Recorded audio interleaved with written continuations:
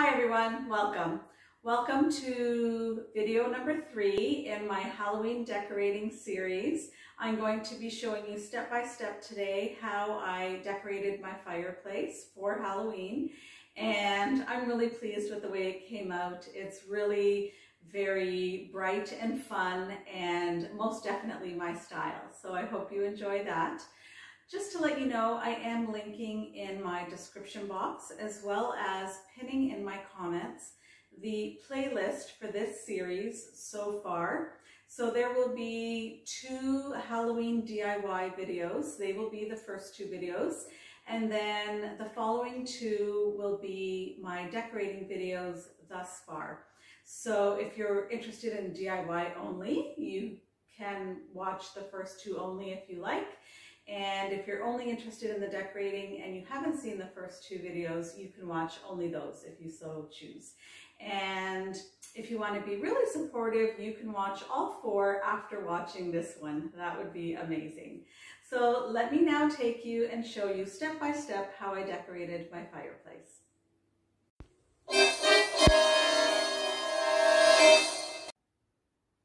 Here we go. We're starting off with a blank slate here. I've taken all the fall decor away from the fireplace, and that was a bit sad. I do have to admit, my husband and I love the feel and the look of our home when it's decorated for fall. But it's Halloween time, so we are going ahead and decorating for Halloween.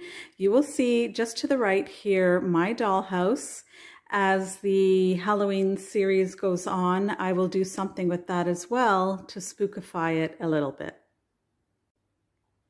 So just before I start the actual decorating, I'd like to show you that my mantle has all these scratches on it, and what has happened is probably about a couple of weeks ago, I sort of complained to my husband that I was so tired of having this mantle that just is not deep enough. And he sort of ran out and bought this shelf that we placed on top. It's only 1.5 inches deeper and about 1 inch wider on each side. But let me tell you, it makes a world of difference. Now it needs to be painted. That's why it's all scratched up. This, you just touch it and it gets all dark. And so, yes, we absolutely have to paint it, and that will be done after the Halloween comes down and before the Christmas comes up. I thought maybe it looked okay just as is, seeing as we're decorating for Halloween, and Halloween is sort of creepy. So the first thing I've done is added these fantastic Halloween, sort of spooky looking, but sparkly trees that I originally purchased at Bombay & Company. They are wonderful. I think they were very, very popular at the time when I purchased them. I would not be surprised if some of you tell me that you actually have these trees, and I love them. I think they're so fantastic. They just have that nighttime spooky feel to them, but they're glamorous at the same time. And then what I've done is I've added this runner. This is a spider web runner. I've just placed the corner of it underneath the black tree, and then I'm going to show you as we go along what I do with this.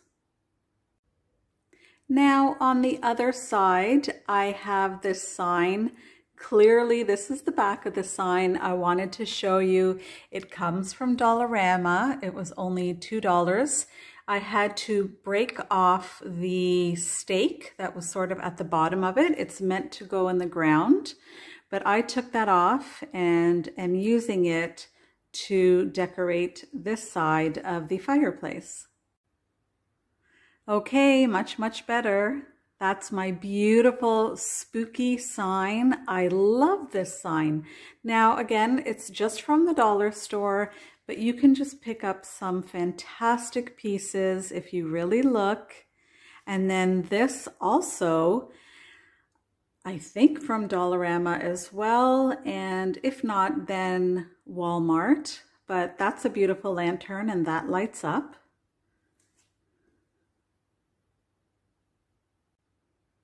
And then this beautiful black and orange striped pumpkin, definitely from Walmart. I picked that up last year.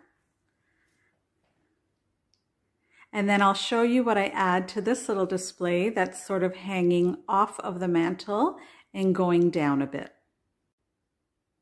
So normally I don't use party decorations for my home decor, but because Halloween is just so incredibly whimsical, it just seems to fit. And so this spider web with a spider is actually a party decoration that you would probably have hanging off the ceiling.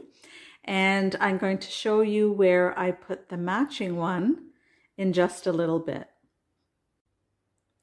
Now, I absolutely love this. So what I did was I just took this black and white Harlequin planter that I have here, perfect for a lot of decorating that I do. I put in these witch's legs that I found last year at Michael's. This amazing sparkly cat, this is from Dollarama. And then a couple of sparkly pumpkins from Walmart last year. And I sort of threw them all in this vase, and I think they make the cutest little display. Now, I should admit that the cat, I had to actually tape it down because it kept falling. So I did have to sort of keep it in place with a bit of tape.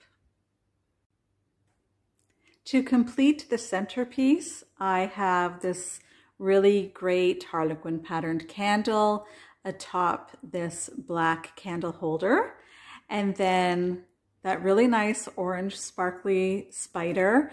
And some of the sparkles, you can see here that they've come off, and I will be adding a bit of orange sparkle ribbon to that little area there. Just didn't find the time right now, but definitely before the Halloween home tour, that will be fully sparkled. So with the spider web runner that I have draped it across so that it sits just under the far left of our centerpiece. And then I have a much shorter loop or drape here going under our black and orange pumpkin off to the side. And it just has sort of an off look. It is not perfectly centered, and that's most definitely the look that I'm going for here.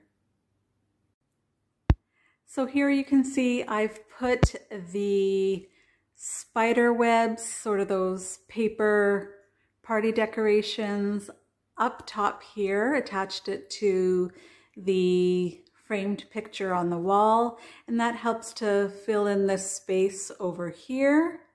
And you can see that that matches the spider web over here.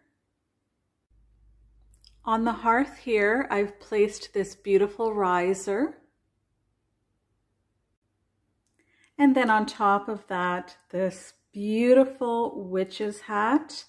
It could be a warlock hat because it has a belt buckle there, and maybe it's more for a man, I'm not sure, but I absolutely love this piece. I think I got this last year or the year before, not long ago, from HomeSense. And I know that Home Goods sells very similar pieces as well. And you can see that fabulous Harlequin pattern on one of the books, which, if you know me at all, you know I love that look.